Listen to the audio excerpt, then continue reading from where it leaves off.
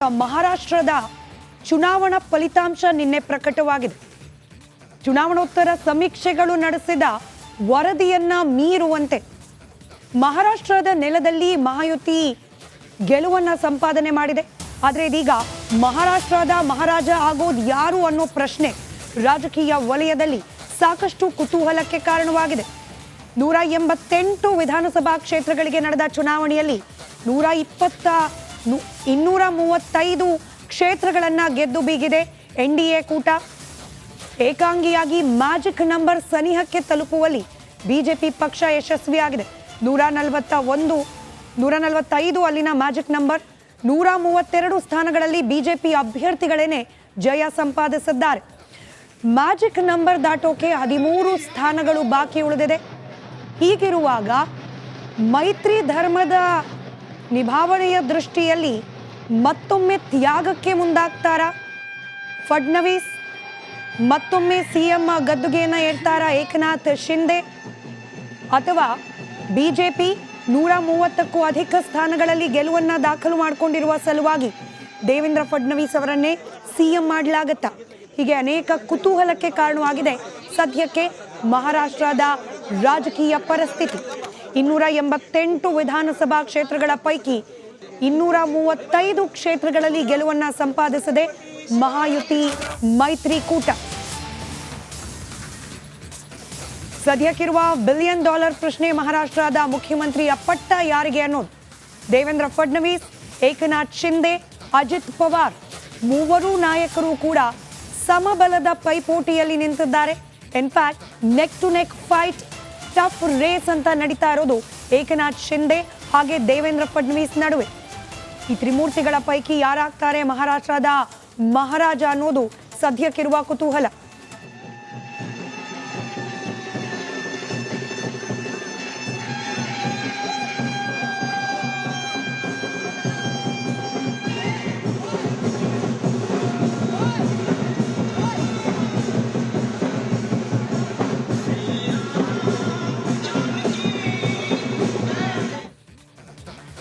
ಸಹಜವಾಗಿ ಮೂರು ಪಕ್ಷಗಳಲ್ಲೂ ಕೂಡ ಬಿಜೆಪಿ, ಮತ್ತೊಂದು ಕಡೆಯಲ್ಲಿ ಏಕನಾಥ್ ಶಿಂದೆ ನೇತೃತ್ವದ ಶಿವಸೇನೆ ಹಾಗೆ ಅಜಿತ್ ಪವಾರ್ ಬಣ್ಣದ ಎನ್ಸಿಪಿ, ಮೂರು ಪಕ್ಷದಲ್ಲೂ ಕೂಡ ರಾಜಕೀಯ ಚಟುವಟಿಕೆ ಬಿರುಸುಗೊಂಡಿದೆ.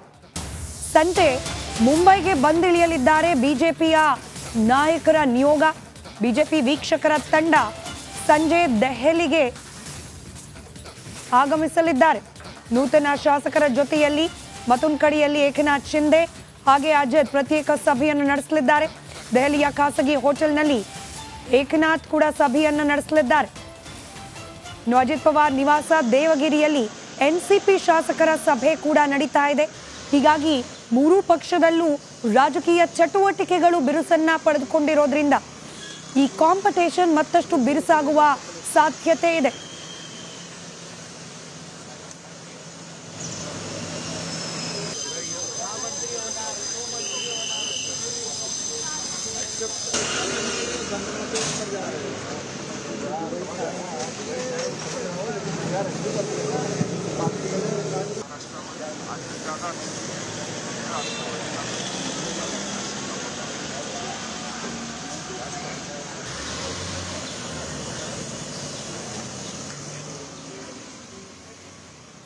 ಮಹಾರಾಷ್ಟ್ರದ ರಾಜಕೀಯ ಬೆಳವಣಿಗೆ ಬಗ್ಗೆ, ಅದರಲ್ಲೂ ಮಹಾಯುತಿ ಮೈತ್ರಿಯ ಒಳಗಾಗ್ತಾ ಇರುವ ರಾಜಕೀಯ ವಿದ್ಯಮಾನಗಳು, ಯಾರು ಮುಖ್ಯಮಂತ್ರಿ ಆಗಬಹುದು ಅನ್ನೋ ವಿಚಾರಕ್ಕಿರುವ ಕುತೂಹಲ, ಇದೆಲ್ಲದರ ಬಗ್ಗೆ ಮತ್ತಷ್ಟು ವಿವರಣೆಯನ್ನ ನೀಡಲಿಕ್ಕೆ ರಾಜಕೀಯ ವಿಶ್ಲೇಷಕರಾದ ಚಂಬಿ ಪುರಾಣಿಕ್ ಅವರು ನಮ್ಮ ಜೊತೆ ನೇರ ಸಂಪರ್ಕದಲ್ಲಿದ್ದಾರೆ. ಸರ್ ನಮಸ್ಕಾರ.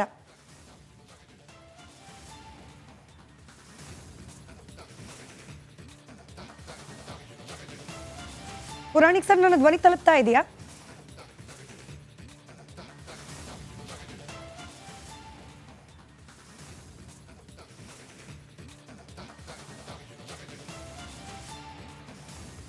ರೈಟ್, ಸಂಪರ್ಕ ಸಾಧ್ಯ ಆಗ್ತಿಲ್ಲ. ಮತ್ತೊಮ್ಮೆ ಅವರನ್ನ ಕನೆಕ್ಟ್ ಮಾಡುವ ಪ್ರಯತ್ನವನ್ನ ಮಾಡಲಾಗ್ತಾ ಇದೆ. ಮತ್ತೊಂದು ಕಡೆ ಮಹಾರಾಷ್ಟ್ರದಲ್ಲಿ ಆಗ್ತಾ ಇರುವ ರಾಜಕೀಯ ವಿದ್ಯಮಾನಗಳ ಕಡೆ ನಾವು ಗಮನ ಕೊಡ್ತಾ ಇದ್ದೀವಿ. ನೆರೆಯ ರಾಜ್ಯ, ಇನ್ಫ್ಯಾಕ್ಟ್ ಬಿಜೆಪಿ ನೇತೃತ್ವದ ಮಹಾಯುತಿ ಮೈತ್ರಿಕೂಟ ಅಭೂತಪೂರ್ವವಾದ ಗೆಲುವನ್ನ ಅಲ್ಲಿ ಸಂಪಾದನೆ ಮಾಡಿದೆ. ಅದರಲ್ಲೂ ಪ್ರಮುಖವಾಗಿ ಬಿಜೆಪಿ 130ಕ್ಕೂ ಅಧಿಕ ಕ್ಷೇತ್ರಗಳಲ್ಲಿ ಗೆಲುವನ್ನ ಸಾಧಿಸುವ ಮೂಲಕ ಮಹಾರಾಷ್ಟ್ರದಲ್ಲಿ ಮತ್ತೊಂದು ಮೈಲಿಗಲ್ಲನ್ನು ಸ್ಥಾಪಿಸಿದೆ. ಆದರೆ ಮೈತ್ರಿಯಾಗಿ ಗೆಲುವನ್ನು ಸಂಪಾದನೆ ಮಾಡಿರುವ ಹಿನ್ನೆಲೆಯಲ್ಲಿ ಮುಖ್ಯಮಂತ್ರಿ ಯಾರಾಗ್ತಾರೆ ಅನ್ನೋ ಪ್ರಶ್ನೆ ಒಂದಷ್ಟು ಜಟಿಲವಾಗಿ ಪರಿಣಮಿಸಿರೋದು.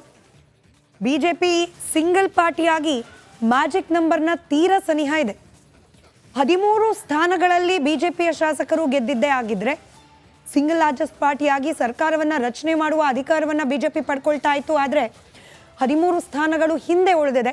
ಜೊತೆಗೆ ಮೈತ್ರಿ ಪಾರ್ಟ್ನರ್ಸ್ ಸಂಪಾದನೆ ಮಾಡಿರುವಂತಹ ಶಾಸಕರ ಬಲ, ಇದರೊಂದಿಗೆ ಒಂದು ಸುಭದ್ರ ಸರ್ಕಾರವನ್ನು ರಚನೆ ಮಾಡುವ ಪ್ರಯತ್ನ ಏನೋ ಇದೆ. ಆದರೆ ಅದನ್ನು ಮುನ್ನಡೆಸೋರು ಯಾರು ಅನ್ನೋ ಪ್ರಶ್ನೆ ಇದೀಗ ಗೊಂದಲಕ್ಕೆ ಕಾರಣವಾಗಿರೋದು. ನಮಗೆ ಮಹಾರಾಷ್ಟ್ರದಲ್ಲಾದ ಹಿಂದಿನ ಚುನಾವಣಾ ವರ್ಷದ ಸಂದರ್ಭದಲ್ಲಾದ ಬೆಳವಣಿಗೆಗಳನ್ನು ಗಮನಿಸಿದ್ರೆ 3 ಮುಖ್ಯಮಂತ್ರಿಗಳು 4 ಉಪಮುಖ್ಯಮಂತ್ರಿಗಳನ್ನು ಕಾಣ್ತು ಮಹಾರಾಷ್ಟ್ರ 5 ವರ್ಷಗಳ ಅವಧಿಯಲ್ಲಿ. ಈಗ ಒಂದು ಸುಭದ್ರವಾದ ಸರ್ಕಾರ ರಚನೆಯ ಪ್ರಹಸನದ ನಡುವೆ ಮುಖ್ಯಮಂತ್ರಿ ಯಾರಾಗ್ತಾರೆ ಅನ್ನೋ ಪ್ರಶ್ನೆ ಪ್ರಾರಂಭಿಕ ಹಂತದಲ್ಲೇನೆ ಜಟಿಲವಾಗ್ತಾ ಸಾಗ್ತಾ ಇದೆ. ರಾಜಕೀಯ ವಿಶ್ಲೇಷಕರಾದ ಚಮ್ಮಿ ಪುರಾಣಿಕ್ ಅವರು ನಮ್ಮ ಜೊತೆ ನೇರ ಸಂಪರ್ಕದಲ್ಲಿ. ಸರ್ ನಮಸ್ಕಾರ, ನನ್ನ ಧ್ವನಿ ತಲುಪ್ತಾ ಇದೆ ಅಂತ ಭಾವಿಸ್ತೀನಿ. ನಮಸ್ಕಾರ ಸ್ಮಿತಾ, ಕೇಳ್ತಾ ಇದೆ. Yes sir. ಮೊದಲದಾಗಿ ನಾವು ಈ ಗೆಲುವು ಸಂಪಾದನೆ ಮಾಡಿದ್ರಲ್ಲಿ ಯಾರ ಕಾಂಟ್ರಿಬ್ಯೂಷನ್ ಎಷ್ಟು ಅನ್ನೋದ್ರಿಂದ ಪ್ರಾರಂಭ ಮಾಡ್ಬೋದಾ ಅಂತ. ಅಂದ್ರೆ 3 ಪಕ್ಷಗಳು ಒಗ್ಗಟ್ಟಿನಿಂದ ಚುನಾವಣೆಯನ್ನ ಫೇಸ್ ಮಾಡಿದ್ವು. ಬಿಜೆಪಿ ಆಗಿರಬಹುದು, NCP ಹಾಗೆ ಶಿವಸೇನೆ. ಬಟ್ ಸ್ಟಿಲ್ ಕಾಂಟ್ರಿಬ್ಯೂಷನ್ ಅಂತ ಗಮನಿಸಿದಾಗ ಈ 3 ನಾಯಕರ ಪೈಕಿ ಅಜಿತ್ ಪವಾರ್, ಏಕನಾಥ್ ಶಿಂದೆ ಹಾಗೆ ಫಡ್ನವೀಸ್ ಯಾರ ಪಾತ್ರ ಪ್ರಭಾವ ಹೆಚ್ಚಿತ್ತು ಅಂತ ಹೇಳಿ ತಾವು ಗಮನಿಸಿದ ಹಾಗೆ? ಇದೊಂದು ದೊಡ್ಡ ಸುನಾಮಿ ಮತ್ತು ಅಭೂತಪೂರ್ವವಾದ ಮತ್ತು ಐತಿಹಾಸಿಕ ಚುನಾವಣೆಯ ಫಲಿತಾಂಶ ಮಹಾರಾಷ್ಟ್ರ. ಯಾಕಂದ್ರೆ ಮಹಾರಾಷ್ಟ್ರ ಅಂದ್ರೆ ಏನು, it is the second capital, ಅಂದ್ರೆ ಫೈನಾನ್ಷಿಯಲ್ ಕ್ಯಾಪಿಟಲ್ ಆಫ್ ಇಂಡಿಯಾ. ಜೊತೆಗೆ ಇಲ್ಲಿ ಅರ್ಬನ್ ವೋಟರ್ಸ್ ಮತ್ತೆ ರೂರಲ್ ವೋಟರ್ಸ್ ಇದ್ದಾರೆ.